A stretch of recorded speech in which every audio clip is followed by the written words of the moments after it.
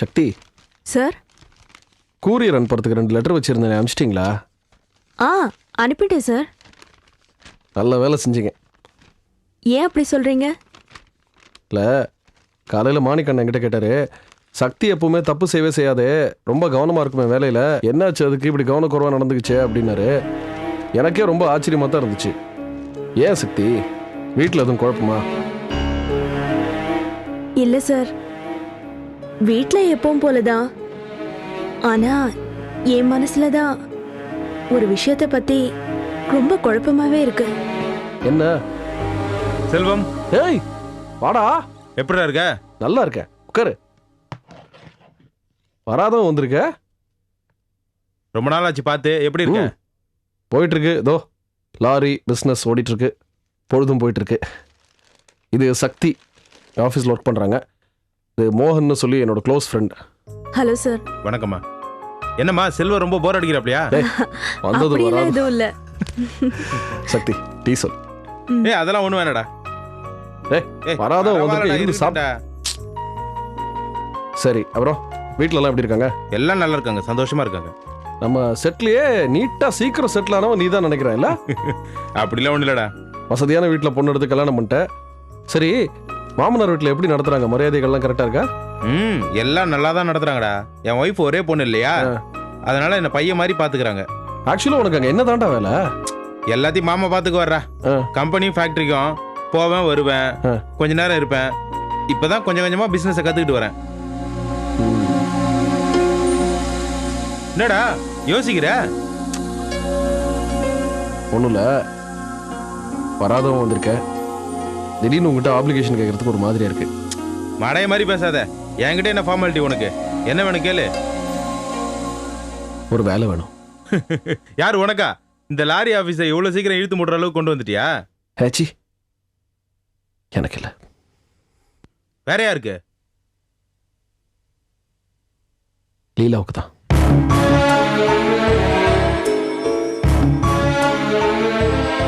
லீலாவுக்கா? You mean அந்த லீலாவுக்கா?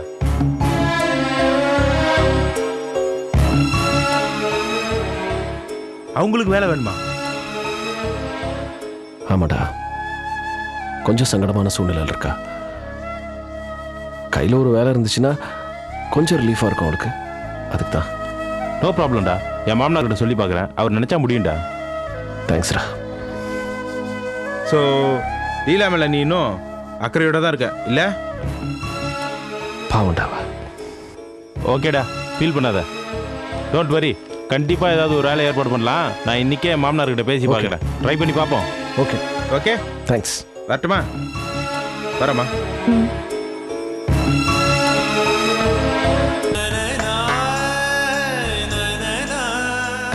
சம்பந்தி, நம்ம எல்லாரும் சந்தோஷமா கலகலப்பா இருந்தோம்.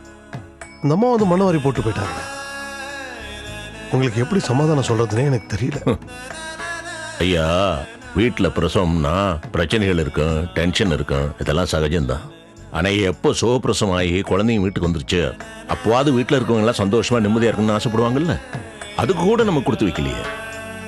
அது நாமெல்லாம் இவ்வளவுதான் சந்தோஷமா இருக்கணும்னு ஆண்டவன் அளந்து வச்சிருக்கான் போல இருக்கு. அப்பா, அதுவும் 5 நிமிஷம் தான் ஆண்டவன் கொடுத்துருப்பான் போல இருக்கு. உடனே பரையட் அனுப்புற மாதிரி ராஜம்மாவை கூட அனுப்பிடுறானே. ராஜம்மா மேல மட்டும் தப்பு சொல்ல முடியாது போஸ். என் வீட்டில் இருக்க ஒரு கூறுகட்ட மாப்பிள்ளைன்னு அது ஃபோன் பண்ணி சொல்லனா என்ன? சம்மந்தி, என் வீட்டு ஆளுங்க செஞ்ச தப்பா நினைச்சா என் மனசு ரொம்ப வேதனைப்படுது. அவர் மேலே என் குத்தம் சொல்றீங்க? அவர் யதார்த்தமா சொல்லியிருக்கலாம், இல்ல வேணும்னு சொன்னார்னு வச்சுங்க, அது என்ன அவ்வளவு பெரிய விஷயமா? அதுக்கு இப்படி இங்கே வந்து செதறாட்டாண்டமா? அப்படி ஒரு சம்பந்தியமா எனக்கு வாச்சிருக்காங்களே, இதை யார்கிட்ட சொல்லி அழுறது? அதுக்கு என்ன பண்ண முடியும்? நீங்களும் பாவம் எல்லாத்தையும் சரி கட்டுறதுக்கு கௌரவம் பார்க்காம ஒவ்வொரு வீட்டுக்காக போய் ஏறி இறங்குனீங்க, எல்லார் காலையும் விழுந்தீங்க. அப்படி இருந்து இப்படின்னா என்ன பண்ண முடியும்? இதுக்கு மேல நம்மளால என்ன பண்ண முடியும்? நம்ம மேல தப்பு இல்லாட்டி கூட மன்னிப்பு கேட்கலாம்.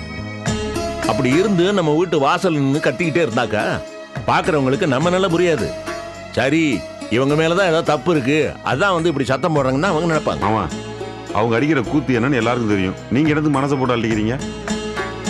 ரோசனை சொல்றது கரெக்டு தான் மாமா. இதெல்லாம் இப்ப நம்மளுக்கு எல்லாருக்குமே பழகி போச்சு. நீங்க தயவு செஞ்சு வருத்தப்படாதீங்க. சம்மந்தி, ஊர்ல இருக்கிறவங்களுக்கு நீங்க எப்படிப்பட்டவர்னு தெரியும், உங்களுக்கு அவதூறு பண்றவங்க எப்படிப்பட்டவங்கன்னு தெரியும், உங்களுக்கு வெளியில இருக்கிற மதிப்பு மரியாதை என்னன்னு எங்க எல்லாருக்கும் தெரியும்.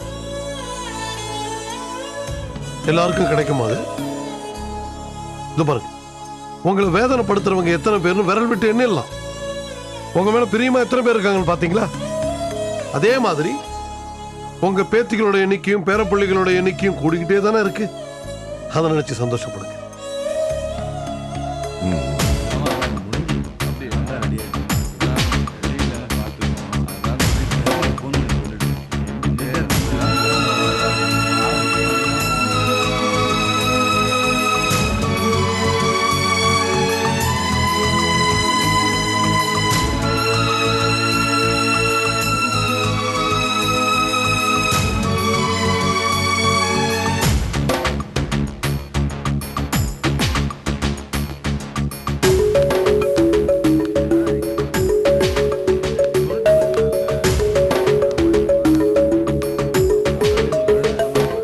முரளி எங்க இருக்கா?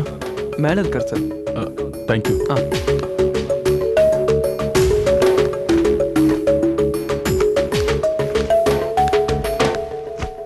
என்னடா ரமேஷ், வாடா. என்னடா துணியெல்லாம் துவைச்சாச்சா? ஆமாடா, ஒரு வழியா இப்பதான் துவைச்சு முடிச்சேன். சரி, சாப்பிட போலாமா? கொஞ்சம் லேட் ஆகட்டும்டா. இதை பாரு, நம்ம மெஸ்ஸுக்கு லேட்டாக சாப்பிட போகணும்னு வச்சுக்க, சட்னி சாம்பார்லாம் காலி ஆகிடும். அப்புறம் சாம்பாரில் தண்ணி ஊற்றி ஒரு மாதிரி ரசம் மாதிரி இருக்கும். அதனால சொல்கிறேன், சீக்கிரமாக சாப்பிட்லாம். சரி, அதெல்லாம் இருக்கட்டும்டா. நீ எனக்கு ஒரு உதவி பண்ணணும். என்னடா சொல்லு. வாடா, வா.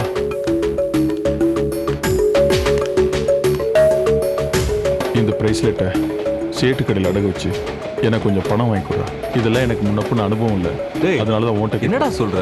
ப்ளீஸ்ரா, ஹெல்ப் பண்ணுறா. டேய், நான் ஹெல்ப் பண்ணக்கூடாதுலாம் இல்லைடா. எனக்கும் சேட்டு கடையில் அடகு வச்சுலாம் பழக்கம் தான். சேட்டு நல்லா தெரியும். இருந்தாலும் எதுக்குடா அந்த பிரேஸ்லெட்லாம் அடகு வைக்கணும்? இது பாரு, உனக்கு பணம் வேணும்னா சொல்லு, என்கிட்ட பேங்க்ல கொஞ்சம் பணம் இருக்கு, எடுத்துட்டு வந்து தரேன். அது சரி, இப்போ எதுக்கு உனக்கு அவ்வளோ அர்ஜென்ட்டாக பணம் தேவை? இல்லைடா, பைக் ரிப்பேர் ஆயிடுச்சு. பைக் இல்லாமல் எனக்கு ஒன்றுமே பண்ண முடியாது, அப்படியே பழகிடுச்சு. அது மட்டும் இல்லாமல் என்னோட தனிப்பட்ட வசதிக்காக உங்ககிட்ட பணம் கேட்க எனக்கு இஷ்டம் இல்லைடா. ப்ளீஸ்ரா, இந்த ஹெல்ப் பண்ணுற.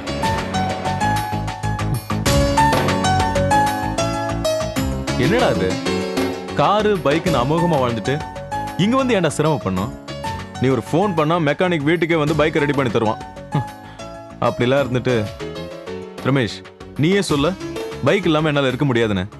அதான்டா, வசதியாக வாழ்ந்து பழகிட்டா அதுக்கப்புறம் அந்த வாழ்க்கையை ஈஸியாக விட்டுற முடியாது. டேய், எதுக்குடா நீ வந்து இப்படிலாம் கஷ்டப்படணும்? பேசாமல் எல்லாத்தையும் விட்டு ராஜா மாதிரி வீட்டில் போய் உட்கார்றா. டேய், நான் தான் ஏற்கனவே சொன்னேன்ல, இந்த சிரமம்லாம் நான் பழகணும்டா. நானே எனக்கு வச்சுக்கிட்ட டெஸ்ட். வேற வழி இல்லாம கஷ்டப்படுறது பொதுவாக எல்லாருக்கும் ஏற்படுறது தான். ஆனா நான் கஷ்டப்படுறது அப்படி இல்லடா. அந்த காலத்துல ராஜா இருந்த முனிவரா மாதிரி பல பேர் எல்லா சுகங்களையும் இழந்து காட்டுல அலைஞ்சு திரிஞ்சு கஷ்டப்படலையா? எதுக்கு இது எல்லாமே? அவங்க ஏதோ ஒன்ன அடைய விரும்பியிருக்காங்க, அதானே? இதுவும் அதே மாதிரி தான்டா. டேய் ரமேஷ், இந்த மேன்ஷன்ல நிறைய பசங்களை பார்த்துருக்கேன்டா. எல்லாரும் காலையில குளிச்சுட்டு கடுமையா சாமி கும்பிடுவானுங்க. என்னடான்னு கேட்டா, கஷ்டங்கள்ல இருந்து காப்பாற்றணும்னு இவனுங்க சாமி கும்பிட்றதா சொல்லுவானுங்க. எனக்கு தெரிஞ்ச லைஃப்ல எல்லாரும் ஆசைப்படுறது கஷ்டம் இல்லாத வசதியான லைஃப் வேணும் தான். ஆனா நீ என்னடானா, தன்னால அமைஞ்ச வசதியான வாழ்க்கையை ஒதுக்கி வச்சுட்டு அனாவசியமா வேதனை அனுபவிச்சுட்டு இருக்க. பைத்தியக்காரத்தனமா தானே படுது எனக்கு. அது அப்படிதான்டா. லவ்ங்கிறதே ஒரு விதத்துல பைத்தியக்காரத்தனமான காரியம் தான் படிச்சிருக்கேன். அந்த பைத்தியக்காரத்தனம் நம்ம பல பைத்தியக்காரத்தனங்களை பண்ண வைக்குது. ஓகே, விடுறா. இதை வச்சு எனக்கு கொஞ்சம் பணம் ரெடி பண்ணி கொடுறா. சரி, ஏற்பாடு பண்றேன்.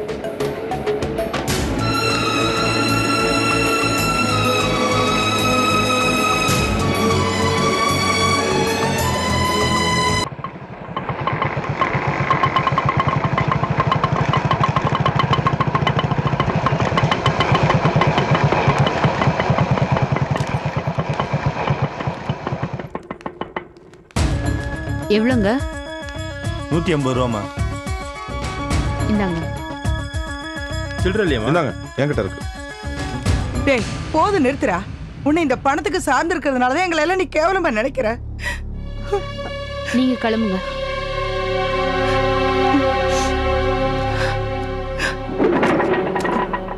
ஆமா நீங்க என்னதான் கோவத்துல இருந்தாலும் டேய் நான் கோவத்துல பேசுறடா.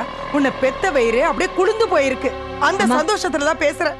வீட்டு பிரச்சனை ஊருக்கு தெரிஞ்சு மானம் போணுமா? அதான் தெரிஞ்சு போச்சுல்ல அவங்களுக்கு நீ முக்கியம் இல்லைன்னு. பேசாம உள்ள வா வா.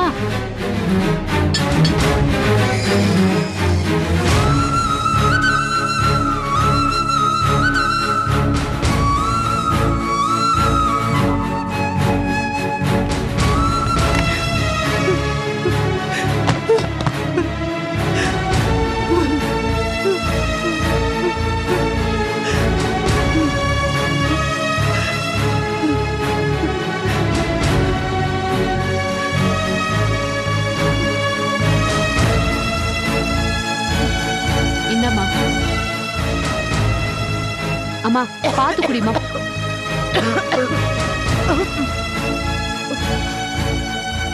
முடியலடி.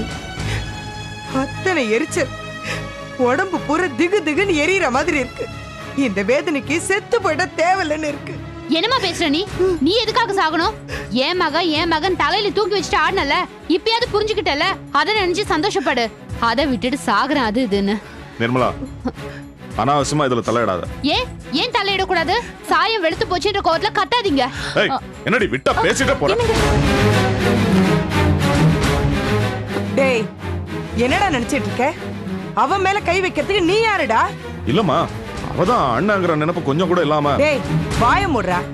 அண்ணனா அண்ணன் பெத்தவன். நான் சொல்றேன்டா நீ என் புள்ளையே இல்லைன்னு. அப்புறம் என்னடா அண்ணன்?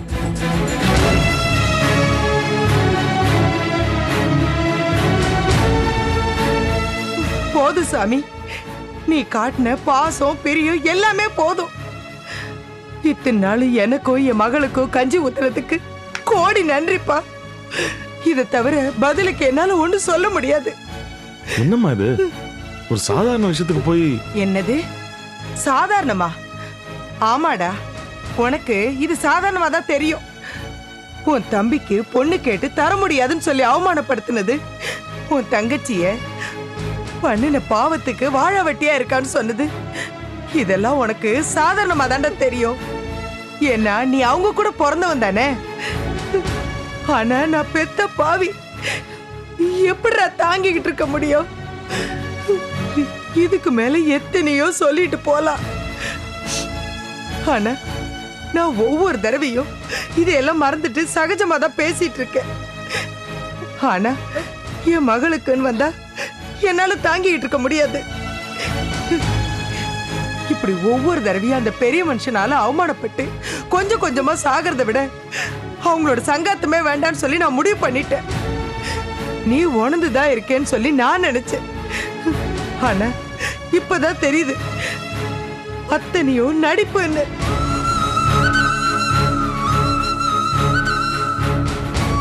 இல்லம்மா விஜய் பிரசவத்துல பெரிய சிக்கல் ஆயிடுச்சு. ஏப்பா உன்னை கையெடுத்து கும்பிடுறப்பா. அவங்க பேரெல்லாம் ஏன் முன்னாடி சொல்லாத. டேய் இவ்வளவு ஏண்டா? நீ பார்த்தல்ல அந்த சிவசாமியோட உறவாடினத. இப்படி எல்லாத்துலயும் நம்மள ஏண்டா? இல்ல இல்ல எங்களை ஏண்டா அவமானப்படுத்தணும்? என்னம்மா எப்படி பேசுறீங்க? நான் உங்க பிள்ளை இல்லையாம்மா? இல்லப்பா இல்ல. சிதம்பரம் உன்னை வளர்த்து ஆளாக்கி மகளை கட்டி கொடுத்து மருமகனை ஆக்கிக்கிட்டவர். இத அவங்க சொன்னா கூட தப்பு இல்லடா. நீ அப்படித்தானே நினைச்சிட்டு இருக்க? அம்மா கோவத்துல என்ன பேசுறேன்னு தெரியாம ஆத்திரப்பட்டு இருக்கீங்க. கொஞ்சம் அமைதியா இருங்கம்மா. எதுவா இருந்தாலும் அப்புறம் பேசிக்கலாம். இனிமே பேசுறதுக்கு எதுவுமே இல்லடா. அதான் மொத்தமா எல்லாத்தையும் கொட்டிட்டேனே. டேய் நீ என்ன பெத்தவளா மதிக்கிறியோ இல்லையோ, ஆனா நான் உன்னை இப்போ பெத்த பிள்ளையதாண்ட நினைச்சிட்டு இருக்கேன். அதனாலதான் உன்னை ஆத்திரமா சபிக்கிற மாதிரி எதுவுமே பேசல. உனக்கு உன் பொண்டாட்டி பேச்சு அவன் குடும்பம் தானே முக்கியம். அந்த உண்மையை நீ சொல்லிட்டா இந்த நாதியத்து ஜென்மத்துக்கு வேற எந்த நாதியும் கிடையாதுன்னு உன் காலில் விழுந்து கடந்து போயிருப்பேனே. இதுக்காக உன் பொண்டாட்டிகிட்டயோ அவ குடும்பத்துக்கிட்டயோ எதுக்காக நான் கெட்ட பேர் எடுக்கணும்? அத்தை நாங்க வந்து. ஆமா தாயே, நான் உன் பக்கம் கூட திரும்பினேனா? வேண்டாம் விட்டுடு. என்ன பத்திரகாளியா மாத்திராத. ஒண்ணு மட்டும் சொல்றேன், நீ பண்ற இந்த பாவத்துக்கெல்லாம் சீரழிய போற. என் பிள்ளைய என்கிட்ட இருந்து பிரிச்சு தவிக்க விடுறியே, இது ஒண்ணு சும்மா விடாதிரி. இதை விட 10 மடங்கு. உன் பிள்ளைகிட்ட நீ சீரழிஞ்சு சாகல பாரு. இன்னைக்கு என் வயிற்றுச்சல் உனக்கு இளக்காரமா கூட தெரியும். ஆனா பாரு, வேணா என் வாயால் அதை பேச வைக்காத.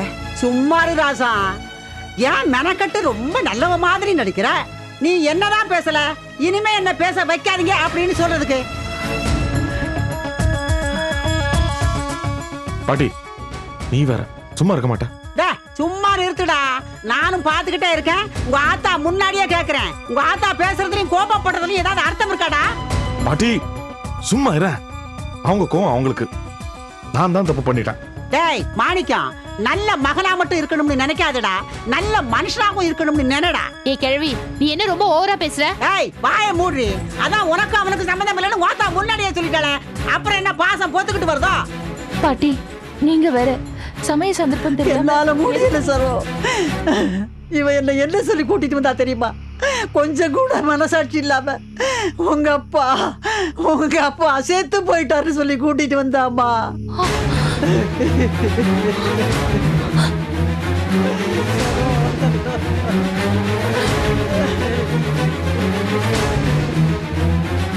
உண்மையிலேயே அப்படி ஒண்ணு நடந்தா கூட அதை கேட்கிற ஊரும் உறவும் பதறி துடிக்கிற மாதிரி இருக்கிற ஒரு மனுஷனை பார்த்து எப்படியம்மா இப்படி சொல்ல மனசு வந்தது?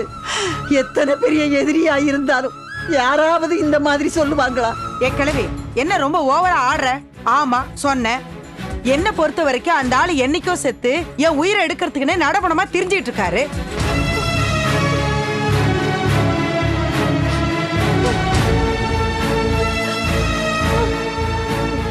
அம்மா விடுமா, நீ எது பேசினாலும் தப்பா தான் தெரியும். உன்னை மதிச்சு அங்க போகாம இருந்திருந்தா நீ ஏன் கோவப்பட போற? இத்தனை நாள் உன் கூட பழகின கிழவியே உன்னை புரிஞ்சுக்காம பேசுது. நீ உள்ள வாமா. நீ பேசி பேசி உன் எனர்ஜி வீணா வேஸ்ட் பண்ணிக்காத. உள்ள வா, வா நீ.